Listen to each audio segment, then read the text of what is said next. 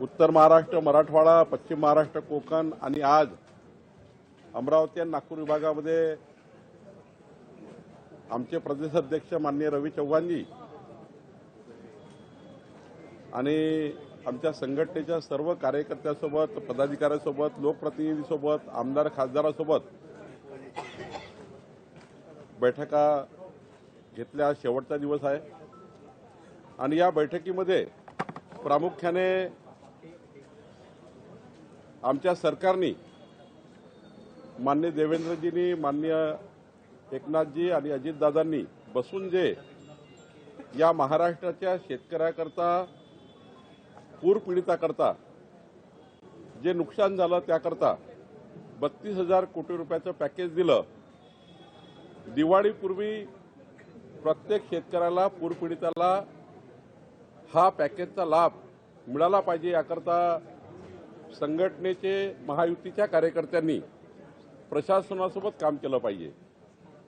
आमचे तहसीलदार, जिल्हाधिकारी हे तर फील्डवर आहेतच. आम्ही मदत पोहोचवतो आहे.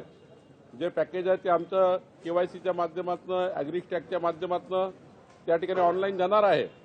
पण कोणी सुटलं का, कोणी राहून गेलं का याची काळजी घेण्याचे निर्देश माननीय मुख्यमंत्र्यांनी आज आणि 3 दिवसामध्ये आमच्या महायुतीच्या म्हणजे भाजपाच्या कार्यकर्त्यांना दिले आणि महायुतीच्या कार्यकर्त्यांनी सुद्धा या ठिकाणी काम करण्यासाठी सोबत घेण्याच्या सूचना मुख्यमंत्र्यांनी दिल्या. आणि सोबतच येणाऱ्या नगरपालिका, जिल्हा परिषद आणि पंचायत समिती निवडणुकीमध्ये भारतीय जनता पार्टीची आणि महायुतीची यामध्ये निवडणुका लढताना काय भूमिका राहील. या निवडणुकीमध्ये आपल्याला 51% मतं घेऊन जिंकलं पाहिजे.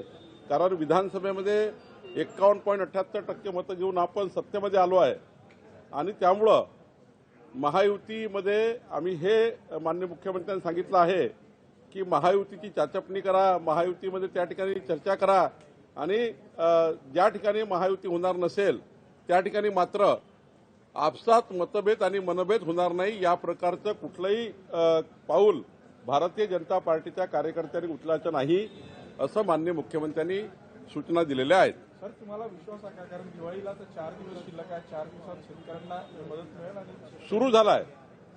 जे ऑनलाईन आमच्याकडे केवायसी अकाउंट आहे आणि आमच्याकडे ॲग्रीस्टॅगच्या माध्यमातून जे शेतकऱ्याचे अकाउंट्स आहे.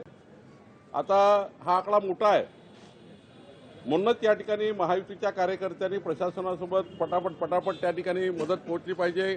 ही दीपावली अंधारात जाऊ नये याची काळजी घेतली पाहिजे. याकरताही माननीय मुख्यमंत्री महोदयांनी लोकशाही मराठी ऐका, पहा, जागरूक रहा.